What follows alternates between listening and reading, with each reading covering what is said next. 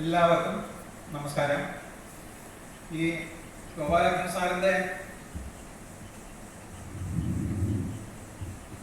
സാറിനെ കുറിച്ച് ഒരു അനുസ്മരണം നടത്തണം എന്ന് ഇവിടുന്ന് വിളിച്ച് പറഞ്ഞപ്പോൾ ഞാൻ രണ്ടാമത് ആലോചിക്കാതെ അത് ഏറ്റെടുക്കുകയാണ് ചെയ്തത്. കാരണം സാറിനെ കുറിച്ച് അനുസ്മരിക്കാത്ത ഒരു ദിവസമില്ല.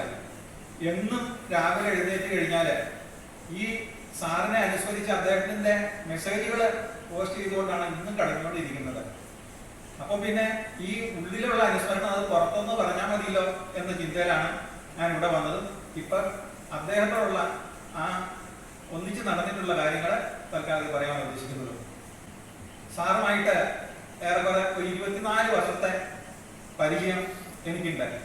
അതായത് നമ്മൾ വേറെ രീതി പറഞ്ഞാൽ 2 വ്യാഴവട്ടക്കാലം സാറിനൊപ്പം നടന്ന എല്ലാ കാര്യത്തിലും സാറിന് ഒപ്പം ഉണ്ടായിരുന്നു. ആദ്യം അദ്ദേഹത്തിന്റെ കാസറ്റുകളിലൂടെയാണ് പരിചയം കിട്ടിയത്. പിന്നെ പതുക്കെ പ്രോഗ്രാമിൽ ചെന്നു തുടങ്ങി. അത് കഴിഞ്ഞ് ഒന്നിച്ച് യാത്ര ചെയ്തു തുടങ്ങി. പിന്നെ എന്നും അത് ജീവിതത്തിന്റെ ഒരു ഭാഗമായിട്ട് തീർന്നു. അത് ഏത് വിധത്തിലായിരുന്നു എന്നുള്ളത് ഇപ്പൊ സാറിന്റെ വാക്കുകളിലൂടെ തന്നെ നമുക്കൊന്ന് കേൾക്കാം. ഗോപാലകൃഷ്ണനെ പറഞ്ഞോളൂ സാറേ. പുതുവത്സരത്തിന്റെ എല്ലാ അനുഗ്രഹങ്ങളും ആശംസകളും പ്രാർത്ഥനകളും തിരിച്ച് അങ്ങോട്ടും നേരുന്നു സാറേ. ആയിക്കോട്ടെ. എന്തായാലും എല്ലാ ദിവസവും കൃഷ്ണമൂർത്തിയെയും മുരളിയെയും ആലപ്പുഴയിലെ ഗോപാലകൃഷ്ണനെയും പോലെ എല്ലാ ദിവസവും നമ്മുടെ കൂട്ടത്തിൽ വർക്ക് ചെയ്യാൻ സാധിക്കുന്ന നമ്മൾ 5 പേരാ. അതെ അതെ, അതൊരു ഭാഗ്യാണ് സാറേ. എന്തോ അല്ലേ, അതെ, ഒരു മുടക്കവും ഇല്ലാതെ വർക്ക് ചെയ്യേണ്ടതാ. അതെ അതെ അതെ അതെ, അത് പക്ഷെ ഒരു അനുഭൂതിയാണ് സാറേ അത്, അല്ലേ? ഒരേ അതിന്റെ ഇമ്പാക്ട് ഭയങ്കര. അതായത് ഈ ഒരു കർക്കിടക മാസത്തിൽ നമുക്ക് ചെയ്യാൻ സാധിച്ചത്, എന്റെ അമ്മോ, ഇത്രയും അധികം നമ്മൾ 10 വർഷം കൊണ്ട് നമ്മൾ ചെയ്തത് ഈ ഒരൊറ്റ മാസം കൊണ്ട് ലോകം മുഴുവൻ എത്തിക്കാൻ സാധിച്ചു. അതെ അതെ, അത് വീട്ടിലിരുന്നോണ്ട് തന്നെ ഈ പറഞ്ഞവര് കൊടുത്തോണ്ട് ഇങ്ങനെ പോകുന്ന ഒരു കാഴ്ച. അതെ അതെ അതെ അതെ അതെ, എന്താ എക്കാലവും മറ്റേതൊരു പ്രഭാഷണത്തെക്കാളൊക്കെ 10-15 ഇരട്ടി എഫക്റ്റീവ് അല്ലേ ഇപ്പൊ ഇത്? അതെ അതെ അതെ, ആൾക്കാർക്ക് പിന്നീടും കേൾക്കാം, നേരിട്ടും കേൾക്കാം. മറ്റുള്ളവർക്ക് ഷെയർ ചെയ്യാം, കൊടുക്കാം, കമന്റ് ചെയ്യാം, ചോദ്യം ചോദിക്കാം. എന്തൊരു സംവിധാനമാണ് എന്റെ ഈശ്വര. ഇത്രയും വിസ്തരിച്ച് അല്ലെങ്കിൽ കൊടുക്കാനും ഒരുപാട് ക്ഷേത്രത്തിന്റെ ഒക്കെ ഇന്നലെ കൊടുത്തൊക്കെ എത്ര നന്നായിട്ടുണ്ട്. കാരണം എല്ലാ വിധത്തിലുള്ള ഇതൊക്കെ പറഞ്ഞ് പൂജയൊക്കെ വരുമ്പോഴേ അത്രയും വിസ്തരിച്ച് വേറെ ഒരിക്കലും നമുക്ക് പറയാൻ പറ്റില്ലല്ലോ. ഇന്ന് വൈകുന്നേരം പുണ്യാഹത്തെ കുറിച്ചാണ്. അവർ കേട്ട് കഴിഞ്ഞാൽ ഞെട്ടും, നമ്പൂതിരിമാര് വരെ ഞെട്ടും. ഇമേജ് ഇപ്പൊ നന്നാവണില്ലേ? കണ്ടില്ലോ, മറ്റേ ഈ സൈസിന്റെ ഒരു പ്രോബ്ലം ഉണ്ടായിരുന്നു. അപ്പൊ ഞാൻ അഡ്ജസ്റ്റ് ചെയ്തുകൊണ്ട് ഇപ്പൊ ഏറെക്കുറെ കറക്റ്റ് ആയി. അതെ അതെ, എല്ലാത്തിനും പ്രോബ്ലം ഉണ്ടെങ്കിലേ നമ്മൾ ചിന്തിക്കുള്ളൂ. അതെ അതെ, അത് ശരിയാ. ഒരു ഉത്തരവാദിത്വം ഉണ്ടെങ്കിൽ അത് വേണം. നിങ്ങൾ ആ മുഖം സ്ട്രെയിറ്റ് വന്നാലേ ശരിയാവുള്ളൂ എന്ന് പറയുമ്പോ ഇപ്പോ മൊബൈലിന്റെയും വെബ് ക്യാമും അടുത്ത വെച്ചിരിക്കുന്നത്. ഇപ്പൊ അങ്ങനെ തിരിച്ചറിയില്ല, നല്ലതായിട്ട് കറക്റ്റ് ആയിട്ട് നോക്കണായിട്ട് വരുന്നുണ്ട് ഇപ്പോഴതേ. അതല്ല, ഇങ്ങനെ എന്തെങ്കിലും ഒരു കുറ്റം പറഞ്ഞാലേ ശരിയാക്കാൻ പറ്റുള്ളൂ. അത് ശരിയാ. നന്നായി വരട്ടെ. ആയിക്കോട്ടെ സാർ. സാറുമായിട്ട് 24 വർഷത്തെ ബന്ധമുണ്ടെന്ന് പറഞ്ഞല്ലോ. അത് തന്നെ ഒരു പ്രത്യേക സന്ദർഭത്തിലാണ് സാറിനായിട്ട് ബന്ധപ്പെടാൻ കാരണമുണ്ടായത്. ഞാൻ 24 കൊല്ലമായിട്ട് ആദ്യം ബോംബെയിലായിരുന്നു ജോലി ചെയ്തുകൊണ്ടിരുന്നത്. അവിടെ 24 എന്ന സംഖ്യ വന്നു. അതിനുശേഷം എല്ലാം കഴിഞ്ഞ് ഒരു സ്വസ്ഥമായിട്ട് ജീവിക്കണം എന്ന് വിചാരിച്ച് നാട്ടിലേക്ക് വന്നതാണ്. ഇവിടെ വന്നപ്പോഴാണ് നമ്മുടെ ഉദ്ദേശിച്ച രീതിയിലല്ല നാട്ടിലെ ആൾക്കാരുടെ നമ്മളോടുള്ള അനുഭവം എന്ന് മനസ്സിലായി. സാധാരണ നാട്ടിലേക്ക് വരുന്ന എല്ലാ പ്രവാസികൾക്കും ഉണ്ടാവുന്ന പോലെ തന്നെ ഒരു പറിച്ചു നടിയിലാണതുകൊണ്ടായിരിക്കാം അങ്ങനെ വന്നത്. എല്ലാത്തിനും പ്രതിബന്ധങ്ങളും ആൾക്കാരുടെ അർത്ഥം വെച്ചുള്ള സംസാരങ്ങളും ഇതെല്ലാം വന്നു കഴിഞ്ഞപ്പോൾ മാത്രമല്ല, ഞങ്ങൾക്ക് പലതരത്തിലുള്ള അസുഖങ്ങളും വന്നു കഴിഞ്ഞപ്പോൾ മുമ്പ് പറയട്ടെ, ഇവിടെ നാട്ടിലേക്ക് വന്നത് നിറവറയിലെ നടത്തുന്ന പ്രൊഡക്ഷന്റെ നടത്തുന്ന കർണൻ ചേട്ടൻ ക്ഷണിച്ചിട്ടാണ് ഞാൻ നാട്ടിലേക്ക് വരാനും തന്നെ കാരണപ്പെട്ടത്. അപ്പൊ അങ്ങനെ ഈ തൃപ്പൂണിത്തുറ ഏരിയയിലൊക്കെ വന്നുകൊണ്ടാണ് ഇരുന്നത്. അപ്പൊ ഈ അസുഖങ്ങളും എല്ലാം വന്നു കഴിഞ്ഞപ്പോ ജീവിതം തന്നെ മടുത്തു. കാരണം നമ്മൾ നല്ല രീതിയിൽ പ്രവർത്തിച്ച് സത്യസന്ധമായിട്ട് പ്രവർത്തിച്ച് കഴിഞ്ഞാലും നമുക്ക് ജീവിക്കാൻ കഴിയില്ല. സമൂഹത്തിനിടയ്ക്ക് ഇന്നത്തെ സമൂഹത്തിനിടയ്ക്ക് ജീവിക്കാൻ കഴിയില്ല ഒരു ചിന്ത വന്നപ്പോൾ എങ്ങനെയെങ്കിലും ഇവിടുന്ന് മേപ്പോട്ട് പോയാൽ മതി എന്നുള്ളൊരു ചിന്ത വന്നു. അപ്പൊ കളക്ഷനായിട്ട് ഇതിലൊക്കെ പോയി കഴിയുമ്പോൾ ഒരു തവണ ഇനി അധികം മുമ്പോട്ട് പോകണ്ട എന്നുള്ള ചിന്തയിൽ വന്നിട്ട് ഇവിടെ തൃപ്പൂണിത്തുറയില് അവിടെ കൂടുതൽ ഏരിയ കളക്ഷൻ ഞാൻ പോയിക്കൊണ്ടിരുന്നതാണ്. അവിടെ ബസ് സ്റ്റാൻഡിൽ വന്നപ്പോൾ അവിടെ അടുത്തൊരു മെഡിക്കൽ സ്റ്റോർ ഉണ്ട്. അവിടെ വന്നു. ഉദ്ദേശം എളുപ്പം പോകാൻ പറ്റിയ നമുക്ക് സ്ലീപ്പിംഗ് പിൽസ് മേടിക്കാനുള്ള ചില കിട്ടൂലോ എന്നെല്ലാം നിൽക്കാൻ നല്ല തിരക്കാവിടെ. അപ്പൊ അവിടെ മാറി ബസ് സ്റ്റോപ്പിൽ കാത്തു നിന്നപ്പോഴേ ഒരു അടുത്തുള്ള അമ്പലത്തിൽ നിന്ന് ഒരു ഈ സ്പീക്കറിൽ നിന്ന് ഒരു ശബ്ദം കേട്ടു. അതായത് അവിവേകം തുടങ്ങുമല്ല നിന്നുടെ സഖിയല്ലയോ ഞാൻ പശുപാലകൻ എന്ന്. അപ്പൊ ഇത് തോന്നി ഇത് എന്നോട് എന്താ പറയണ പോലെയാണല്ലോ എന്നൊരു ചിന്ത വന്നു. അപ്പൊ ആ സമയത്ത് തന്നെ തൃപ്പൂണിത്തുറ അവിടെ 2-3 കേസറ്റ് കടകളുണ്ട്. ഇന്നത്തെ കാലത്ത് കേസറ്റാണ്. ആ കേസറ്റ് കടയിൽ നിന്ന് ഭഗവത്ഗീതയിലെ ഞാൻ എന്റെ മനസ്സില് പണ്ട് ബോംബെയിലേക്ക് പോകാൻ നേരത്ത് 15 വയസ്സിൽ ബോംബെക്ക് പോയതാണ്. അന്ന് ഇവിടുന്ന് വിട്ടുപോകാനുള്ള വിഷമം കൊണ്ട് ഞാൻ മനസ്സമാധാനത്തിന് വേറെ കുറെ ഭഗവത്ഗീത ശ്ലോകങ്ങൾ എഴുതി കയ്യിൽ വെച്ചിട്ടുണ്ടായിരുന്നു. കാരണം എന്താ വെച്ചാൽ ഈശ്വരൻ എന്നോട് പറയുന്നതായിട്ട് ചിന്തിച്ചെഴുതാണ്. അതേ ശ്ലോകങ്ങള് ഇവിടെ നിന്ന് കേൾക്കുകയാണ്. മന്മന ഭവമൻ ഭക്തോ മദ്യാജിമാ നമസ്കുരു മാമേ വൈഷിത് സത്യം തേ പ്രതിജാനേ പ്രിയോസിമേ. വേറൊന്ന് സർവധർമാൻ പരിത്യജ്യ മാമേകം ശരണം വ്രജ അഹംത്വാ സർവപാപേഭ്യോ മോക്ഷയിഷ്യാമി മാ ശ്രിയ.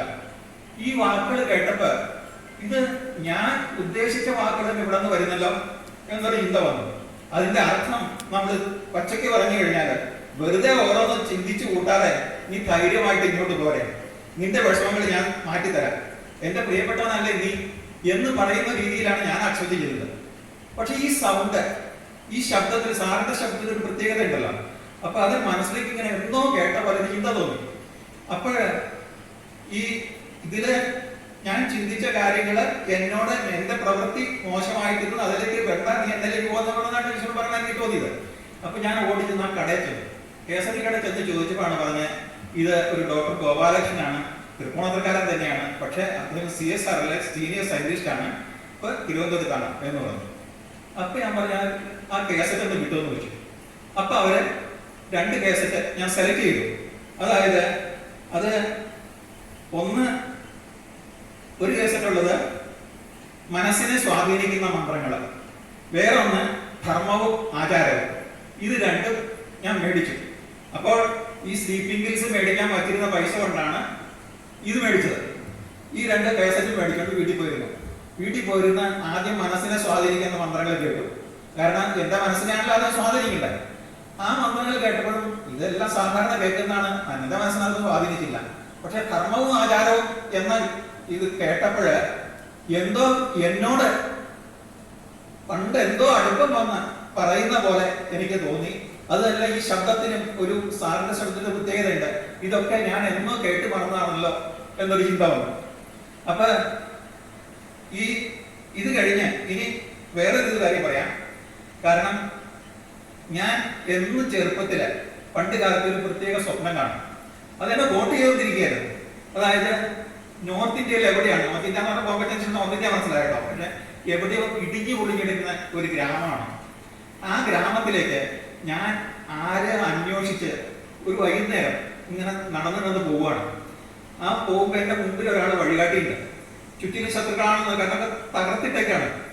അങ്ങനെ ചെന്ന് ഒരു വീടിന്റെ മുൻവശത്തേക്ക് ചെന്നു. അതും തകർന്നു കിടക്കുക. ആ വീടിന്റെ മുൻവശത്ത് ചെന്നപ്പോ ഇദ്ദേഹം വാതിൽ പതുക്കെ മുട്ടി. അപ്പൊ ആ വാതിലങ്ങ് തുറന്നു. അത് തുറന്നപ്പോ 2 സ്ത്രീകള് പേടിച്ചരണ്ടാണ് അവർ നിൽക്കുന്നത്. അവരെ കെട്ടിപ്പിടിച്ചോണ്ട് 2 കുട്ടികളുണ്ട് അവിടെ നിൽക്കുന്നുണ്ട്.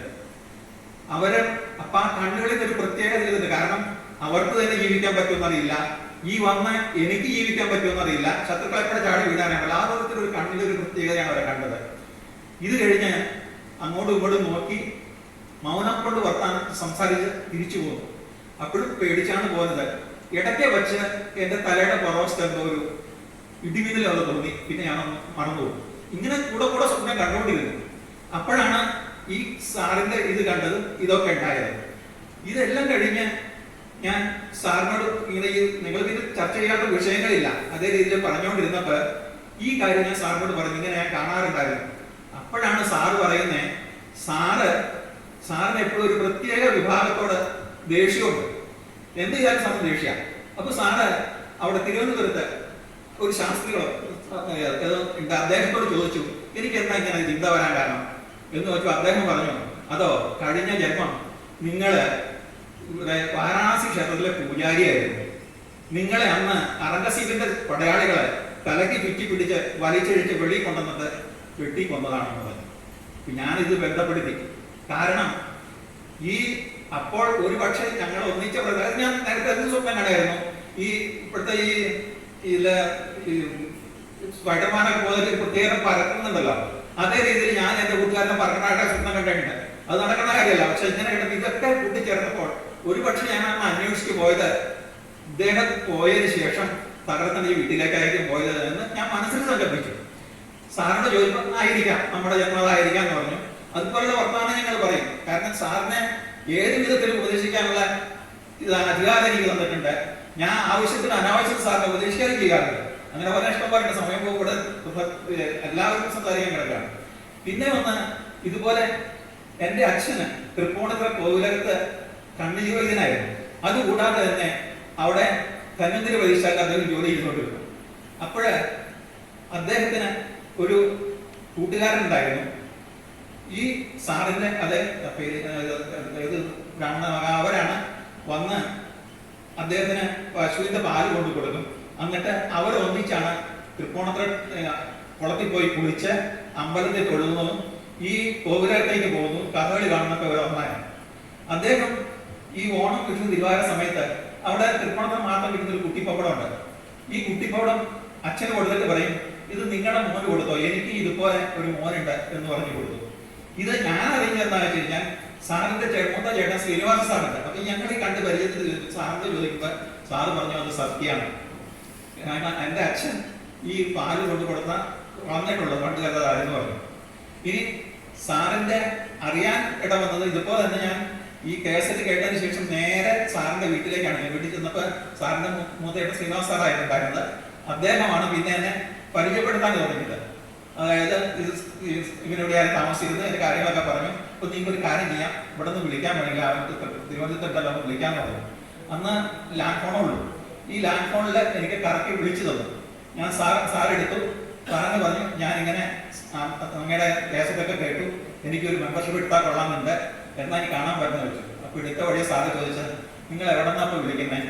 അപ്പൊ ഞാൻ പറഞ്ഞു ഇങ്ങനെ തൃക്കോണത്തിലെ സാറിന്റെ ചേട്ടന്റെ വീട്ടിൽ നിന്നാന്ന് പറഞ്ഞു. അപ്പോൾ ഇത് പറയാൻ വേണ്ടിയാണോ നിങ്ങൾ ഈ പൈസ ചെലവാക്കി എന്നെ വിളിച്ചത്?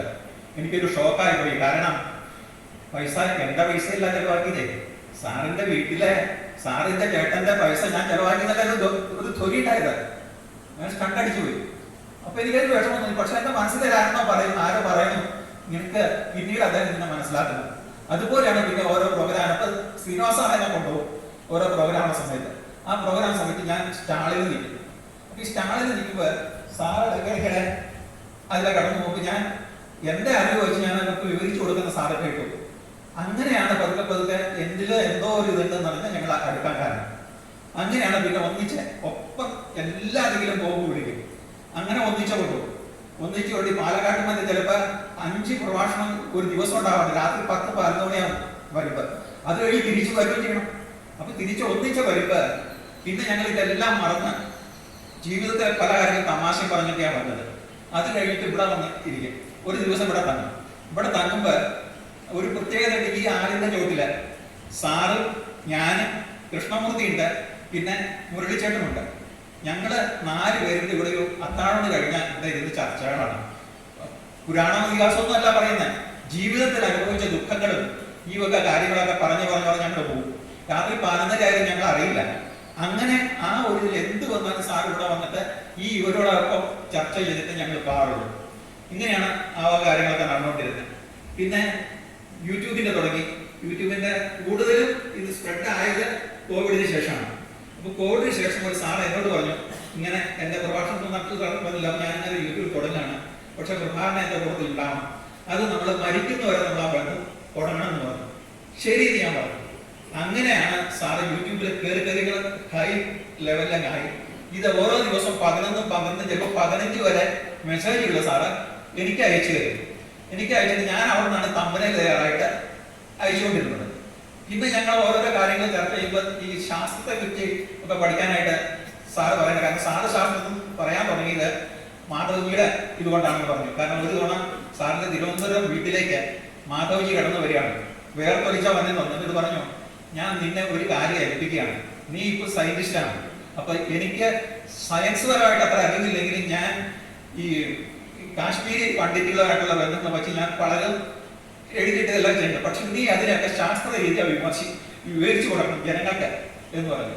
അത് കഴിഞ്ഞിട്ട് ഒരു വാചകം കൊടുത്തു, നീ ഇതുകൊണ്ട് നിനക്ക് വലിയ പ്രശസ്തി കിട്ടുന്നോ, പൈസ ഉണ്ടാവുന്നോ, ഇതുണ്ടാവുന്ന അഹങ്കാരം നിനക്ക് പാടില്ല. നീ ഒരമ്മയെ പരിചരിക്കണ മോഡലിൽ തന്നെ നീ പരിചരിക്കണം, അതിന് നിനക്ക് തയ്യാറാണെന്ന് ചോദിച്ചു. സാർ അത് ഏറ്റെടുത്തു. അതാണ് എല്ലാവരോടും സാറ് പറയുന്നത്, അമ്മയെ പരിചരിക്കണ പോലെ നമ്മൾ പരിചരിക്കണം എന്ന് പറയാറുള്ളത്. ഇങ്ങനെയാണ് പോയിക്കൊണ്ടിരുന്നത്. അവസാനം അങ്ങനെ ഇത് സാറ് പറഞ്ഞു 3 ഇതാണ് സാറിന് 25 കൊല്ലം പഠിച്ചു, 25 കൊല്ലം ജോലി ചെയ്തു, പിന്നെ 25 കൊല്ലം സാറ് പഠിപ്പിക്കാനായിട്ട് ഇറങ്ങി തിരിക്കുന്നു പറഞ്ഞു. ഒപ്പം ഉണ്ടാവണം എന്ന് പറഞ്ഞ് നടന്നു. പിന്നെയാണ് ഈ കാര്യത്തിലൊക്കെ ഞങ്ങൾ ഒപ്പം എല്ലാവരും ഒന്നിച്ചാണ് എന്ന് വന്നു കഴിഞ്ഞാൽ അവിടെ തിരുവനന്തപുരത്തേക്ക് വിളിച്ചു പറയും, ഇവിടെ അങ്കമാലി നിന്നാണ് ഞാൻ കാരണം. പിന്നെ ഈ വക കാര്യങ്ങളിലേക്കാണ് പോകുന്നത്. പക്ഷെ പെട്ടെന്നാണ് ആകസ്മികമായിട്ട് ഞങ്ങൾക്ക് 75 വയസ്സ് സാർ കിട്ടണമെന്നുള്ള ഞങ്ങൾ ചിന്ത ഉണ്ടായിരുന്നത്. ആ 75 വയസ്സ് എന്ന് പറഞ്ഞത് പെട്ടെന്ന് 67 വയസ്സിൽ സാറ് പോയി. 25 വന്നു. എന്റെ ഞാൻ പറഞ്ഞില്ലേ 12 വർഷം സാറിന്, 24 വർഷം സാറിന് 12, 24 വർഷം ബോംബെയിൽ നിന്നു. 12, 24, 26, 48. അപ്പൊ എന്റെ 24 ഗുണമാണോ എനിക്ക് സംശയം. അപ്പൊ 72 വയസ്സിൽ എനിക്ക് ആവശ്യമുണ്ടെന്ന് ഞാൻ ചിന്തിക്കണം. പക്ഷെ സാറിന്റെ രീതിയിലാണ് ഇപ്പൊ ഈ എക്സ്പെർട്ട് കഴിഞ്ഞിരിക്കുക. കാരണം ആദ്യം ആര് പോകുന്നുള്ള ചിന്തയിൽ ഞാൻ ആദ്യം പോകുന്നത് ഞാൻ ഉദ്ദേശിച്ചിരുന്നത്.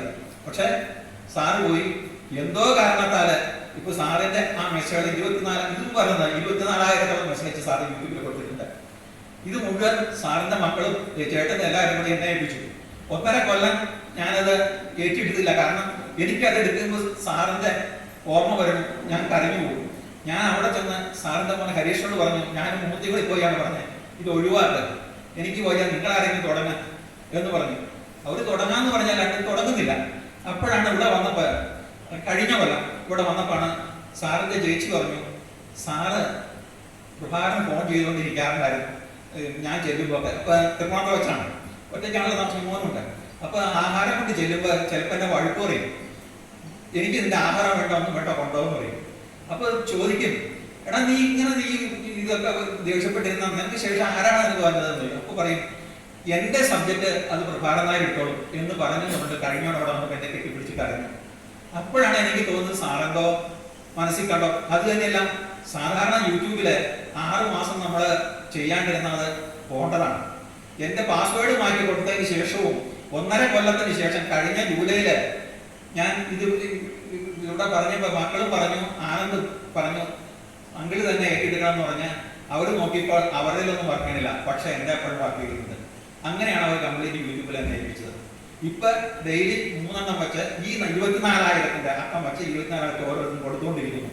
അങ്ങനെ ഇത് ഒരു ദിനചര്യ പോലെയാണ് ഞാൻ ചെയ്യുന്നത്. രാവിലെ വൈകിട്ടായിട്ട് കൊടുക്കുന്നുണ്ട് പറ്റണ പോലെ. പിന്നെ ഇടയ്ക്ക് ഈ ഇതിന്റെ ഈ എന്താണ് ഈ സാഹിത്യത്തിലും മറ്റൊരു എനിക്ക് കഴിവുണ്ടെന്നുണ്ട്. അത് ഈ ഇതിന്റെ ശാസ്ത്രം കൂടി വിവരിച്ചുകൊണ്ട് ഒരു യൂട്യൂബ് ചാനൽ തുടങ്ങുന്ന സാറ് പണ്ടേ പറഞ്ഞു. പക്ഷെ എനിക്ക് മടിയായിരുന്നു. കാരണം പബ്ലിക്കിന് പോയി കഴിഞ്ഞാൽ സാറിന്റെ നിഴലായിട്ടിരിക്കാൻ താല്പര്യമുള്ളൂ.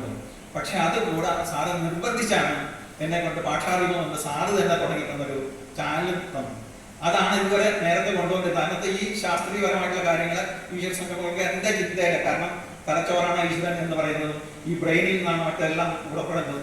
യഥാർത്ഥം ഇങ്ങനെ കാര്യങ്ങളെല്ലാം ഞാൻ പറഞ്ഞ് കൊടുത്തിട്ടാണ്. ഊർധ്വമൂലം മതശാഖ വിശ്വത്വം പ്രാഗൃഹ്യം എന്ന് നമ്മൾ പറഞ്ഞു കഴിഞ്ഞാൽ ആ ഊർധ്വമൂലം തന്നെ പ്രപഞ്ചത്തെ പറ്റി പറയുന്നതാണെങ്കിൽ പ്രപഞ്ചത്തെ പറയുന്നതാണെന്നുണ്ടെങ്കിലും ആ ഊർധ്വമൂലം തന്നെ നമ്മൾ ആ ഫോട്ടോ നോക്കിക്കഴിഞ്ഞാൽ തല കീഴായിരിക്കുന്ന ആത്മരമാണ്.